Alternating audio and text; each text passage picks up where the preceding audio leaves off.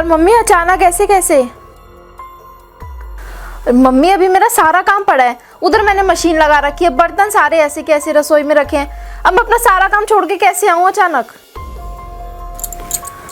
पर मम्मी आप मुझे ऐसे अचानक क्यों बुला रही हो भाभी के पीछे से?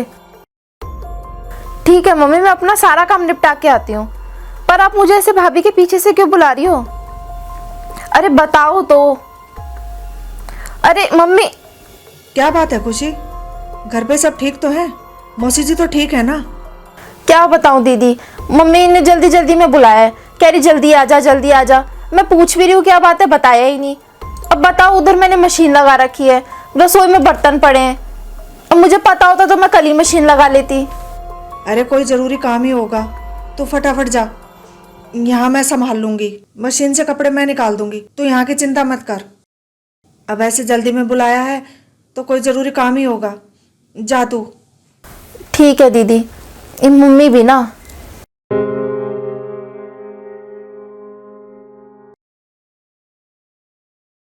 क्या बात हो गई होगी, इतनी देर हो गई। फोन करूं, रहने दूं। अरे आ गई तू, सब ठीक है ना? मौसी जी तो ठीक है ना? अरे दीदी, मम्मी ने ना मुझे चौंका ही दिया आज तो। क्या बताऊं दीदी, कोई काम नहीं था। आपको पता है, मम्मी ने ना मुझे इन जेवरों के लिए बुलाया था। ये ना मम्मी के जेवर थे, यही देने के लिए मम्मी ने मुझे बुलाया। वो भाभी तो अपने मायके गई हुई है, तो मम्मी ने ना भाभी के पीछे से मुझे जेवर दे दिए। अब मम्मी कह रही कि मेरे जीवन का क्या भरोसा, तो मम्मी कह रही है तू रख ले जेवर। दीदी ये सारी माएँ ना एक जैसी ही होती हैं। एक माँ भले ही अपनी बेटी के लिए ऐसा सोच ले, पर एक सास होने के नाते उन्हें ऐसा नहीं करना चाहिए था। और तू भी ये गहने लेकर आ गई, अरे जरा सा तो सोच लेती। ये लो, अब इसमें सोचना क्या था? माँ है वो मेरी, अब उनके गहने थे, उन्होंने मुझे दे दिए। अब इसमें बुराई ही क्या है? तुझे इसमें कुछ भी बुराई नजर नहीं आ रही? अरे इन गहनों पर तेरा नहीं, तेरी भाभी का हक था। वो बहू है उस घर की, और सास के गहनों पर है ना बहू का ही हक होता है। तुझे भी पता नहीं है? अरे तेरे इन गहनों की वजह से ना तेरा और तेरी भाभी का है ना रिश्ता खराब हो सकता है। और खराब क्या, खत्म ही हो सकता है। अरे मौसी जी कब तक रहेंगी? निभाना तो तुझे भाभी के साथ ही है ना। माँ के साथ है ना बेटी का रिश्ता ज्यादा लंबा नहीं होता।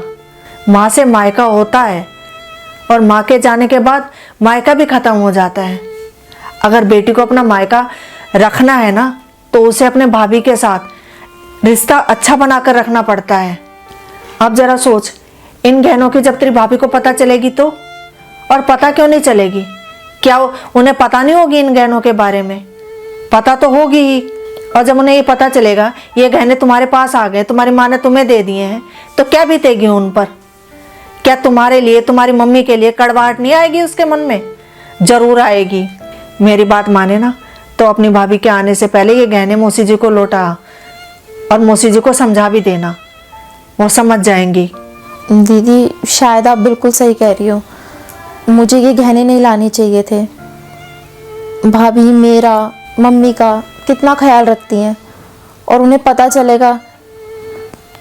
नहीं, मैं कल ही जाके गहने वापस दे आऊँगी। मुझे अपना मायका ख़त्म नहीं करना। दोस्तों, क्या जेठानी ने देवरानी को सही समझाया? क्या देवरानी को ये गहने वापस करने चाहिए या नहीं? कमेंट बॉक्स में ज़रूर बताइएगा।